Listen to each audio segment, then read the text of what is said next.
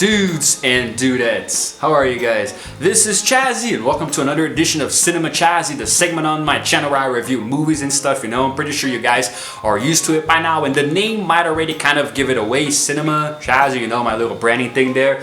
I'm sorry again, I did apologize in the last video. I will do so again if you hear a background noise, you know, here on the left. It's because my neighbor is vacuuming his car or something. I don't even know, I don't care. Freaking hate this guy so much. Anyway, so in case you guys missed it, I'm pretty sure you've noticed if you're subscribed, you know that I've been doing a lot of American football related content, playing Madden NFL 21, and I reviewed The Blind Side, one of the best movies I've ever seen in my entire life, you know. Been talking about the sport. I've been doing a few athlete profiles, you know, Tom Brady, Peyton Manning, all of that stuff. So today, for my final movie review of the year, I'm going to be talking about Gridiron Gang, you know, a very criminally underrated movie. I haven't really heard many people talking about it, and it didn't gross that much money based on the budget, you know, and it does star Dwayne Johnson, one of my favorite actors ever, you know, and it has a very powerful story interweaved, you know, through football and prison, you know, and it tells the story of the real-life Kilpatrick Mustangs during the 1990 season, you know. In case you guys know, it's a juvenile detention camp located in California, the Santa Monica Mountains of western Los Angeles County in California, you know. They have a really good sports program that basically the coach there gets all of the kids, you know, who are in jail to play football and kind of make a better life for themselves, you know. This movie is actually almost an exact carbon copy of Coach Carter, except it uses American football instead of basketball, you know. I prefer Coach Carter, you know, much more.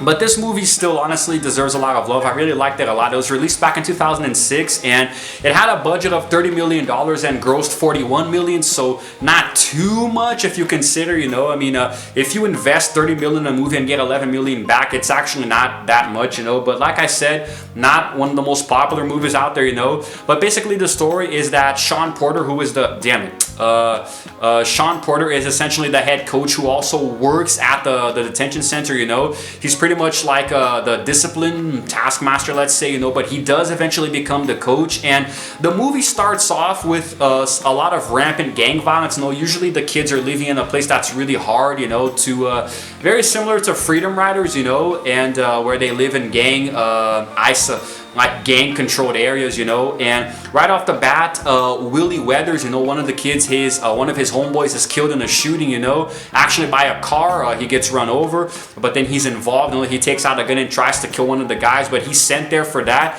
And within the detention center, there are a few rival gang factions, you know. Willie is from the 88th Street gang, and this other kid named Kelvin is from the 95s, you know. So I think it's kind of like a blood and crip kind of thing, you know. They're like arch rivals and they will kill each other on sight, you know. So right off the bat, we establish a very heated rivalry between these two gang members within the detention center, you know, and they don't like each other at all. And there's also this one character called Junior who's really undisciplined, but he has a son outside of the detention center. He wants to set a good example, you know. There are a few characters whose names I don't remember. Exhibit is in the movie playing the assistant coach, you know, Malcolm. And we see a few other name actors as well, and a few other new ones too, you know. But honestly, I actually think that, hold on a second.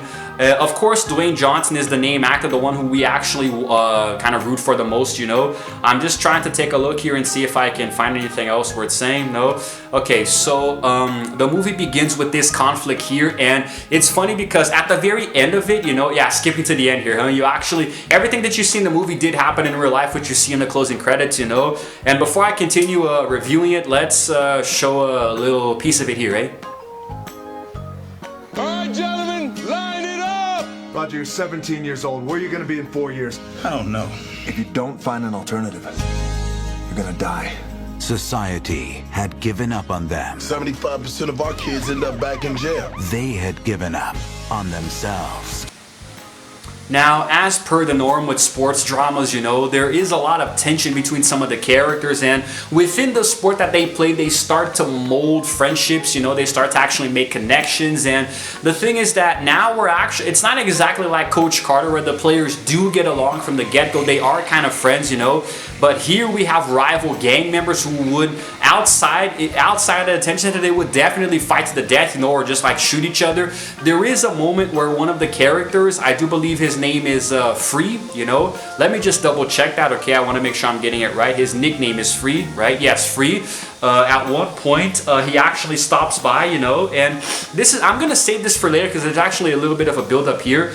They start to form a football team, you know, but the state doesn't trust them with the equipment, so they have to play with what they have at first, and they go at tryouts, they train, they practice, you know, they do make a team. At first they kind of suck at football, but after the first game they're demolished by I think 38 points, you know, so there are a few games where they lose and a few others that they win, very similar to Titletown High, which I reviewed here some time ago, but this is a movie, you know, but the events do seem very realistic within the sports domain, you know, and there's actually one moment, if I can remember here, they start off, they win games, they work together, this and that, and those two players, you know, who hate each other, Kelvin and Willie, Willie has the ball and he's rushing to the end zone for a touchdown, and then Kelvin actually blocks the guy who's coming to tackle him, you know, which is a moment of team play by them.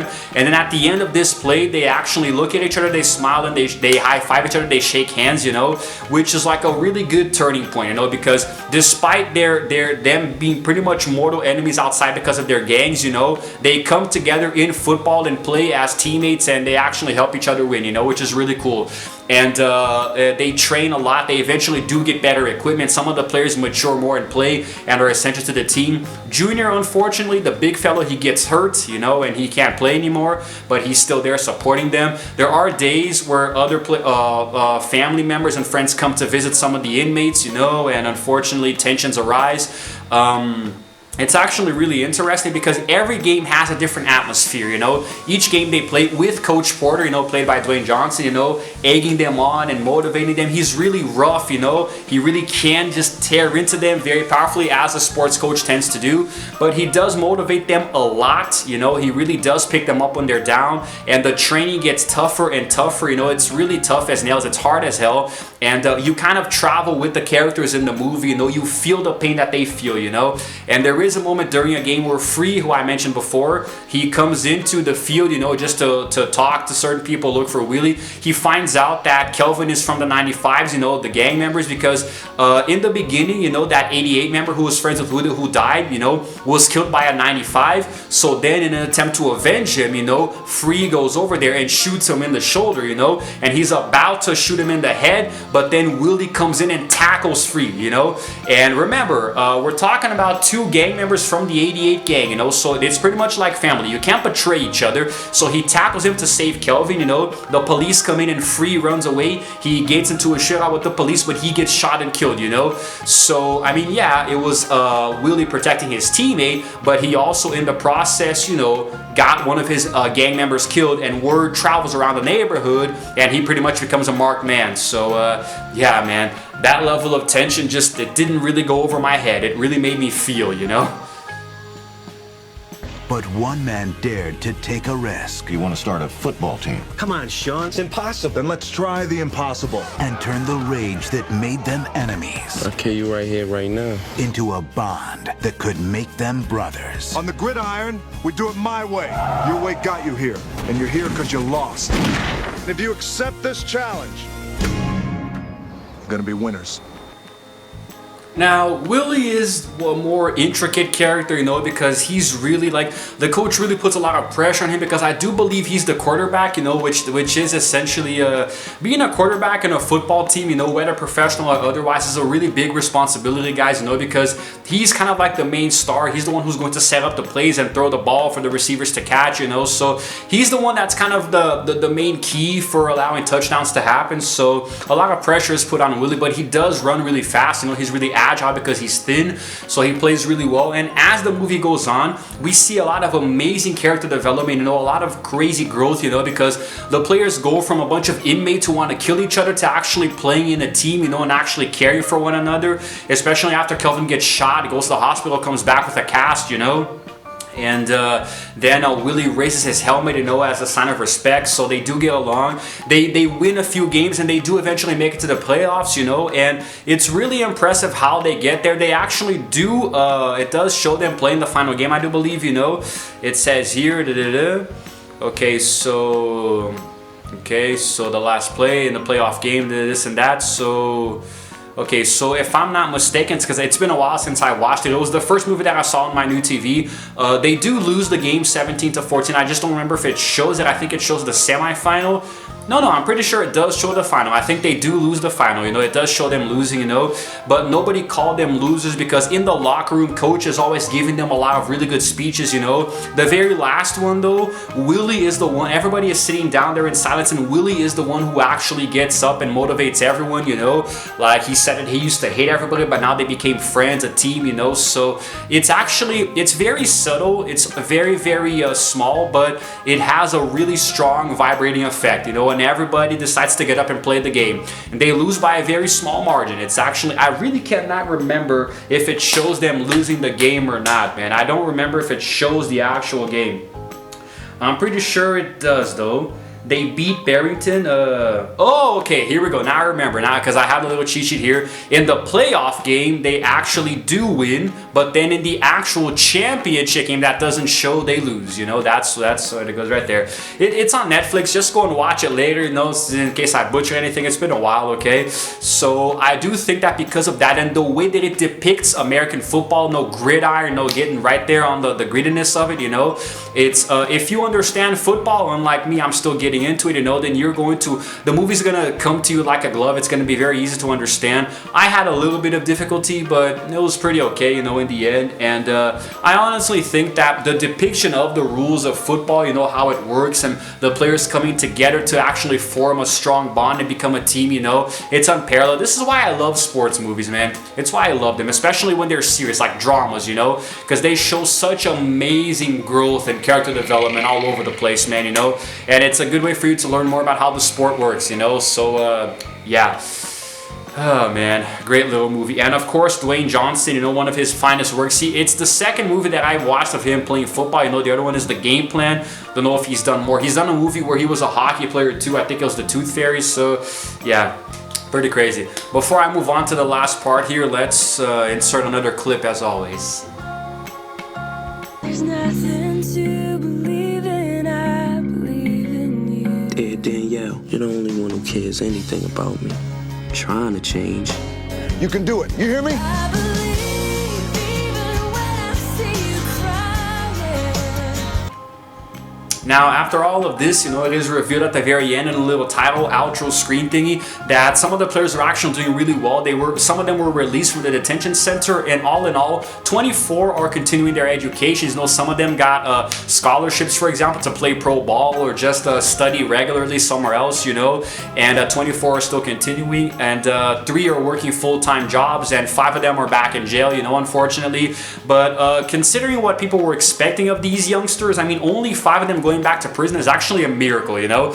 And specifically some of them, Willie, you know, was playing football at a top boarding school. Kelvin was playing for Washington High. Kenny Bates was going to a school in Redondo Beach, living with his mom, you know. Junior, the one who had a son, had a job working for a furniture company. This other guy was playing football for a high school, this and that, you know. And some of them actually went back to their old gangs. So not everybody had a happy ending, but still, you have to appreciate the effort, man, you know. A lot of the kids were effectively saved, you know, from a life of crime through football, which is amazing. Same thing happened on Coach Carter, you know, with basketball. It's amazing how these two movies draw parallels between each other, you know. They are actually very similar. I would love to see another movie with a similar premise, but exploring different sports, like maybe ice hockey or soccer / football, you know. Because soccer in the United States and football in Europe. I think I'm just gonna call it soccer from now on because it's gonna make it a lot easier. But yeah, man, that's just, you know, that's just the way it is, you know. And I love the movie, good soundtrack, you know, with some nice, really cool beats and really good pacing, you know, and the way that some of the plot elements were structured, you know, everything was really well paced out and nicely fleshed, you know. The details were really, even though when I watched it, I wasn't really into football as I am now. I do understand a little bit more, you know. I still was able to understand it, you know, and it was a good movie. Not one of my personal favorites, you know. If I had to give it a rating, I'd probably give it a 9 out of 10, you know. The reason that I'm not giving it a full 10 is because maybe I'm still not the biggest fan of football that I could have been, you know. So a lot of the things kind of flew over my head, you know, and there were a few elements that just felt like they were copy and pasted from other movies that I saw, like, for example, Coach Carter, you know. So it wasn't perfect, but I did like it a lot. And if you actually enjoy football, you might actually really, really love it, you know. But overall, man, everything was cool. Good chemistry with the cast. The characters were really memorable, you know. Everybody just acted their asses off, and it was awesome. And special props to, you know, The Rock, always representing, you know, always a really good actor in all the movies that he's in. I haven't seen one bad movie where The Rock was in, man, except for maybe The Scorpion King. That was freaking terrible. But then again, that was like his first outing, so it doesn't count. Anyway, guys, let me know in the comments below if you happen to like this movie, if you watched it. And if you didn't, you just gave yourself a bunch of spoilers. That's it. If you happen to like my review, go ahead and give this video a like and also subscribe to my channel because I release videos every single day. And while you're at it, you might as well hit the notification bell too to know exactly what time these videos come out, because I'm trying to do a lot more now before the year is over. 3 uploads per day if I can. I'm even considering 4. We'll see if I can get there. Anyway, guys, that's it. This is Chazzy signing out for now, and as always, I will see you guys in the next video. Roll the outro screen after the little movie clip thingy here.